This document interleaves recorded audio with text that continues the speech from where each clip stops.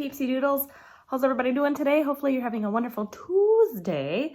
I thought today I would do something a little bit different. I am pretty proud of myself that I have been putting out witchy content, which is what you guys have been wanting, but there are other things that I do in my life other than witchy stuff and do my program and all that wonderful stuff. So I thought I would go through some of my other hobbies and some of the other things that I'm working on and share with you guys other things that I do and that I am currently enjoying, and that is helping get me through the quarantine and being laid off. And so I would love to hear some of the other stuff that you guys are doing down below, but let's get started on to things. Okay, it's gonna be fun. Okay, so first off, as far as books go, I have 2 books that I'm in the middle of right. Well, I'm not in the middle. I have a series I'm in the middle of, and I have a book. I'm gonna die. Hold on. Nope, not gonna die. Okay.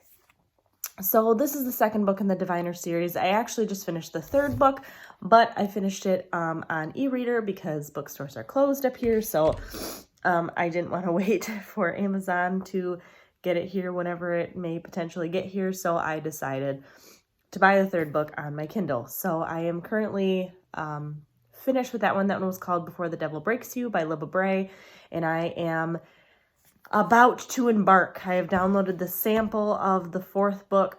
Allergies.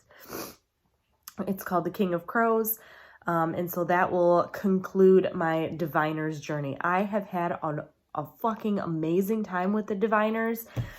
In this story, there are multiple main characters and multiple viewpoints, which is a lot of fun. Each chapter follows, you kind of pick up with a different character and what they're doing. The main character, really through everything, especially in the 1st book, is Evie O'Neill or Evie O'Neill. She is a fortune teller, and she can tell the past of an object. She's not a fortune teller. She can tell the past of an object. She's an object reader, by picking it up and uncovering its secrets. And there are other people in the story that kind of go along with, they find out that there are these other diviners. It takes place in like the 1920s era. So, Christianity is on the rise. Diviners and any kind of mysticism is looked at in an extremely bad light.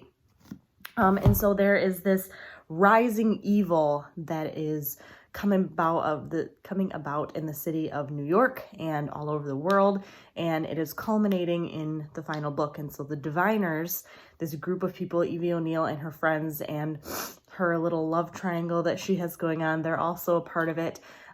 They are all going to come together and battle this ultimate evil known as the King of Crows.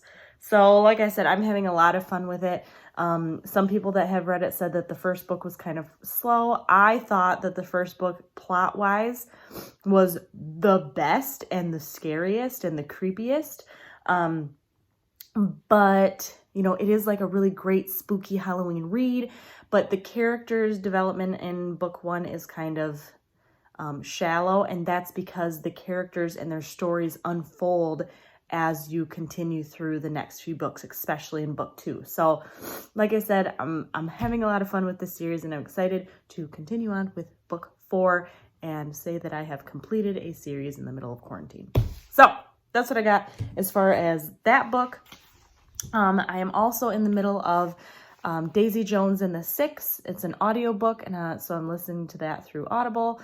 And Daisy Jones and the Six is like, it's kind of like, if you guys remember VH1, they used to do like the making of the band, and you'd have, this like 1980s band that's today, and just like interviewing them and how they would reminisce about back in the rock days and how their band got started, and love and drugs and sex and all that kind of stuff. Well, that's basically Daisy Jones and the Six. It follows the Six, which is its own band, and then Daisy Jones, who is her own glamorous, 1970s girl who everybody wants, and she finds out that she has this beautiful singing voice.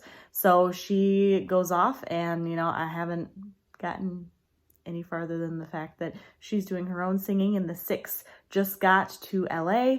And so I'm assuming that there's going to be a merger of Daisy Jones and the 6, but it's a lot of fun. It takes place in interview style. I have heard I think, oh man, it might have been, I think Laura told me, Avalon said, he should see, anyway, that the book is kind of hard because it is interview style, and I can see that having listened to it. The interview, or the audiobook is full cast, so you know who's talking when. In the book, I could see how that would be difficult because there are like 8, well, there's multiple different characters. Right now, I think there's at least 8 or 9 that are going, and more kind of come and go as the story goes on. So I can see how that would be difficult in a book setting, but I've never read the book. I don't own the book. I've just been listening to it on audiobook. So I would love to know if you guys have read The Diviners or Daisy Jones and the 6 and what you think of it. Daisy Jones and the 6 is definitely a genre that is out of my comfort zone. And so I'm kind of excited to, pick up other books that are out of my normal, like, fantasy, thriller, paranormal romance genres. So that is what I'm reading. As far as what I'm playing, I have been playing a shit ton of Animal Crossing. Excuse my dirty Switch. It's been used a lot. I have over 100 hours into Animal Crossing, which is huge for me. I usually pick up a game and I'm lucky if I get 20 hours into it, and then I am like, ooh, shiny, and I move to something else, which unfortunately has kind of happened lately with Animal Crossing. I haven't been playing it a ton as far as the last week or so, but before that, the last month, Animal Crossing has just been a huge time sink for me. I've been having a lot of fun with it. It's been great creating my island, and it's just been fun and adorable and wholesome. And the previous Animal Crossing games I kind of got into for like a day and then dropped them. There wasn't enough to keep me busy, and I was worried that would be the case with this one, but it's not. It is so cute and so fun, and every month they kind of switch things around, and there's different bugs to catch and different fish to catch, and there's different fossils, and they just updated it and expanded the museum. So now there's an art gallery. You can find different artworks, and there's events and festivals. So right now, today might be nope, I think it goes another 2 days. I don't remember. We're in the middle of the Earth Day festivities. So they've got like special plants and hedges and different things that you can get. And there's different activities every day you can do to earn points, to travel to different islands. It's a lot of fun, and I've had a lot of fun with it, and I've enjoyed my time with it. But like I said, I've kind of gotten to the point where I may jump on every couple days and check things out and sell turnips and whatnot. But other than that, I haven't been playing Animal Crossing a lot the last few days. Yesterday, I actually bit the bullet and I downloaded and purchased Assassin's Creed Odyssey for the PlayStation 4, and I'm really, really excited to check that out. The last Assassin's Creed game that I played was Assassin's Creed 2, and I had a lot of fun with it. But there has been countless Assassin's Creed games in the middle of that. Brotherhood and 4 and Origins, and just like there's probably 6, 7, 8 different Assassin's Creed games out at this point. So when Odyssey came out, I didn't really even give it a second look. Well, then, you guys, Valhalla, the trailer for Assassin's Creed Valhalla dropped a few days ago, and it is amazing. It is Viking-esque. You are a Viking, and there is mysticism in it, and they actually talk to Odin in the trailer. Like, it just looks magical, and I'm so excited. So I was like, okay, I might have to go check out Odyssey.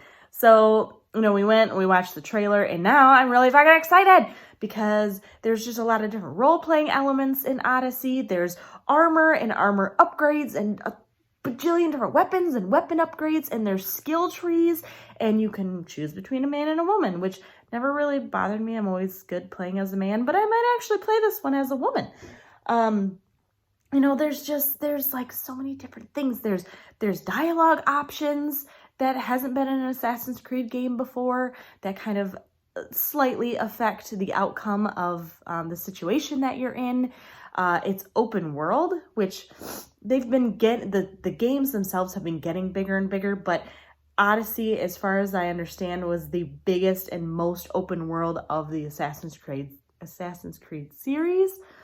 So I'm really excited to kind of dive into that. And I was so excited about two things. One, well, I'm excited about all of that, but there's damage numbers. Like, I don't know how many of you play WoW or Final Fantasy 14 online or any of those MMOs, but damage numbers, like when you're beating the shit out of someone or you're spell casting or whatever, and you see those damage numbers pop up, that is life to me. That gives my gameplay meaning. And this has damage numbers and it has the Sparta kick. Do you guys remember? Oh my God, all I can think of is We Are the Spartans, and that's not it. It's with Gerard Butler. Isn't it just Sparta?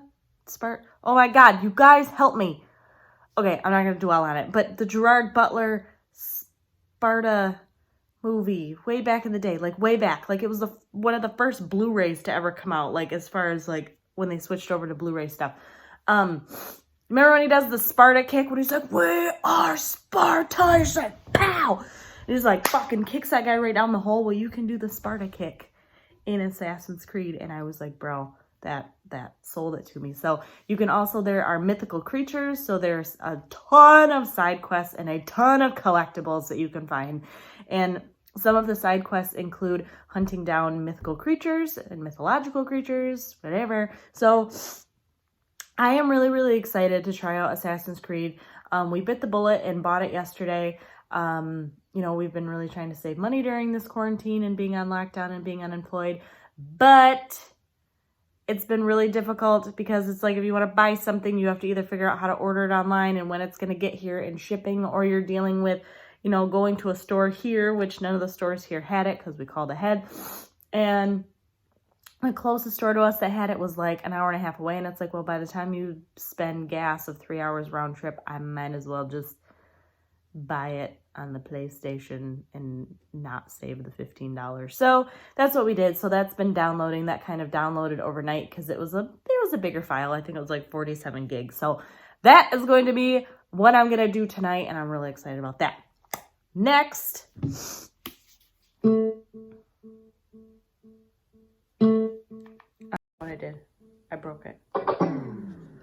Music. I have been listening to a shit ton of Rammstein, especially knowing that my concert is, pray for me, still coming up in September.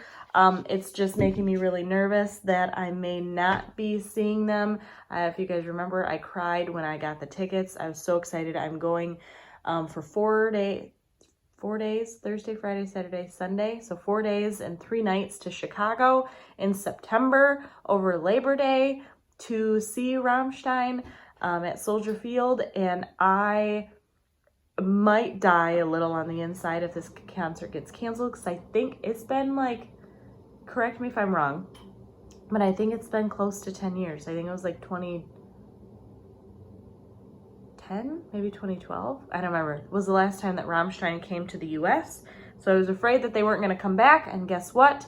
They are. Well, they were. And now with the quarantine, I don't know. I don't know what's going to happen. I don't know. So Rammstein, I have a giant playlist. I actually jammed out in the shower. So they have been on my jukebox, on my Bluetooth speaker a lot lately, whether we're out at the fire or inside working out, or not that I'm working out, my husband's working out. I should be working out, but I'm not. I'm eating snacks. It's fine. So Rammstein has been my big music of choice. And I'm going to get milk on this. My daughter left milk all over. Well, my daughter's 4. I left milk all over. I have been crocheting a lot lately. If you guys have been on my Instagram at all, you'll see that I crocheted a little bag. So I have a, I'll show you. I forgot I was going to bring it, and I didn't. You're right here, you're right here, you're right here. Okay, so the other bag that I made was for my mother. This was the one that I didn't use, but it was out of granny squares that looked like this because she loves sunflowers. I decided to make one that looked like this because I wanted one that was a little bit darker, because that's just who I am as a person. So I started making granny squares like this to make myself my own bag. And as you know, if you crochet at all, you usually have like 47 projects going at once. Like you start something and then you're like, ooh, I want to make that thing. So then you have this project that's over here unfinished and you start the new thing, and then you have this other thing that you start. And then, so I have like 1,000 whips that are going right now. So that's going. I haven't officially started it, but there's a daisy blanket that I want to start making out of little, like, they're fucking adorable. There's just like little teeny tiny flower poofs that you make. And I haven't started that yet, so that's not a whip. Work in progress, in case you're wondering why I'm saying whip all the time. But that is coming because that's just fun. They're just like little flowers, and you just like make them up and just like attach them as you go. So that I can just like, if I'm bored and if I'm bored in the house and I'm in the house bored, you know what I mean? I can just sit around and just like add flowers to it as I want to. So that'll be fine. It's just whether or not I want to do full white, because I thought about doing like just white daisies, or if I want to do like different colors and just add a bunch of different colors in. So I might do that. I don't know. But then if I get into the colors, then I'm like, I'm trying to be spontaneous and just put the colors wherever, but realistically the Gemini moon in me says that I need to have a pattern, so it ends up being a pattern anyway, and then it stresses me out. So the other thing that I'm working on right now, I have never made clothing before. I have made, well, I have a shawl that's like half finished and I really like it, but I never finished it. So I wanted to make some kind of clothing. So one of the things that I found on Pinterest, and I'll put a picture of it, is it's supposed to be like a cover up, like a swimsuit cover up. Excuse you. Psst. Hey, sir, video. I'm doing a video. You're fine. That's a doggo. It's fine. So I'm doing like a swimsuit cover up, but I can use it as like a summer nightie. I don't know. And I'm not quite sure what I think of it, because I'm not saying that it's not working, because like I'm following exactly what I was supposed to. So it's like kind of working. Like, don't make fun of me. But I'm nervous. I don't know. We'll just have to see. I feel like the yarn that I used might have been a little too like yarny, because it kind of almost looks like something that like your 90-year-old grandma would have made you. But we'll see. We'll see what happens once I'm finished. So I have the front and the back done. There are 15 rows of those, and this next row that I'm going to do will actually connect, so that these will be your armholes. So it'll connect here, and then I'll continue down the rest of the way. But the way that the lady has it described is really fucking confusing. And last night I was like, why is she speaking in riddles? And Kevin's like, what are you talking about? I'm like, dude, I don't know what any of this means. So I'm hoping once I continue on that it will make sense to me. So we'll see. But yeah, so this has been my big project that I've been working on. And so this is 2 days of work. Not 2 full days, just like a few hours here and there sitting down and working on stuff. So one of the things that I have been really excited about while sitting in quarantine and having more time to crochet is how much I feel like my skills have improved. You know, going from making like little dishcloths that would take me all day to make to literally, you know, I'm at the point now where like I can whip that up if I had the time to just sit for a couple hours and do it. You know, I whipped up that net for my daughter. I whipped that up in just a couple hours. I was just sitting down just messing around, and my daughter wanted a net, so she broke it already, as you can tell, but I used an embroidery loop and just like kind of looks like one of those little poops from Dragon Quest, like the little slime guys. We do it this way. But anyway, I had fun with it, and it was fun, and it's just a bunch of double crochets, and you know, so it's just been fun to be able to take one of the skills that I have always wanted to improve on, and to take the time during quarantine to improve on it. So anyway, that is some of the stuff that I have been doing in quarantine. I know that this video was rambly, but it's been one that I've been kind of wanting to do because I've been having a lot of fun doing the witchcraft videos and a lot of fun talking to you guys about what I'm doing in my witchy life. But I do have a ton of other stuff that I do as well. So I just wanted to share that with you guys. So I would love to hear what you guys are doing down below. What are you reading? What are you playing? What are you working on? What are your hobbies? What are you listening to? What are you doing during lockdown that is keeping you sane? So I love you guys very much. Thanks for hanging out and watching, and I will see you soon for another video.